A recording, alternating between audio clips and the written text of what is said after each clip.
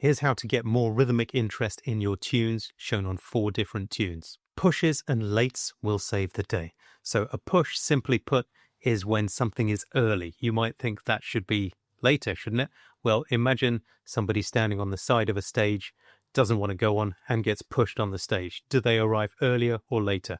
A push is early. So let's take Fly Me to the Moon. It's written so simply that we would never play it like this.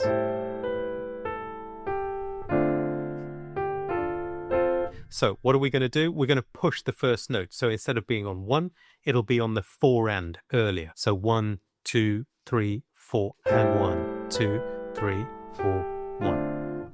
The idea of this is not to create a new arrangement and write it differently.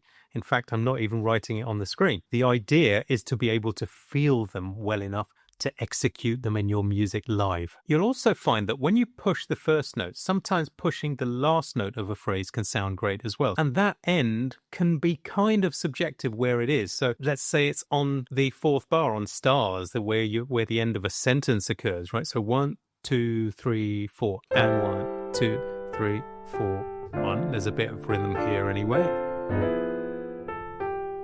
Push there, right? Let's look at getting more rhythmic with a simple tune like Autumn Leaves.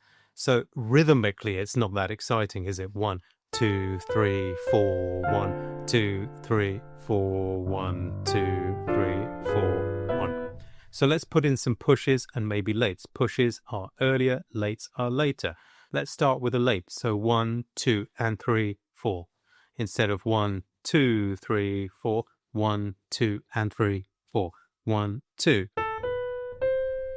Already something going on, right? You might push the last note as well. So keep that first late, but make the last one pushed early. So 1, 2, and 3, 4, and. Let's see how that sounds. 1, 2, and 3, 4, and. 2, 3, 4, 1, 2.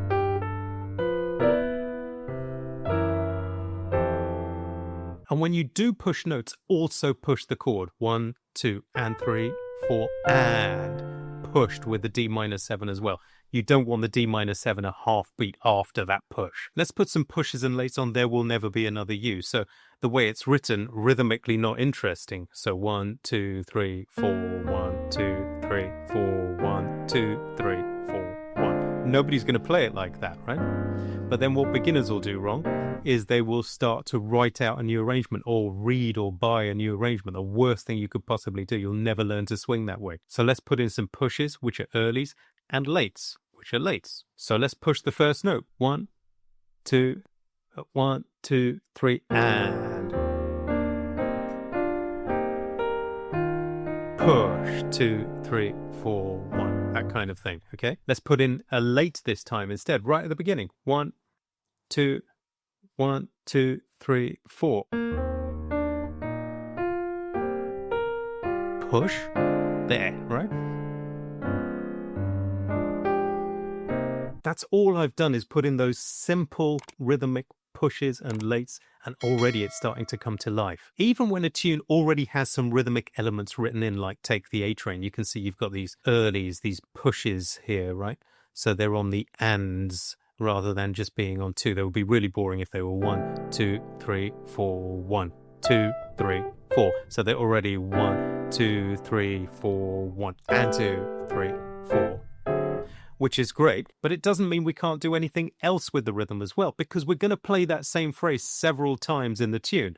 I think 3 times in the first head and 3 times in the last head at least. So we can play things like pushes or lates. So first note pushed, 1, 2, 1, 2, 3, 4, and 2, 3, 4, 1, and 2, 3, 4. Or it could be a late, 1, 2, 3, 4, 1, and 2, 3, 4, 1. This time, let's push that D minor 7 note right there. So 1, 2, 3, 4, nothing, 2, 3. What's written? 3, 4, 1, 2, 3. Push, 2, 3.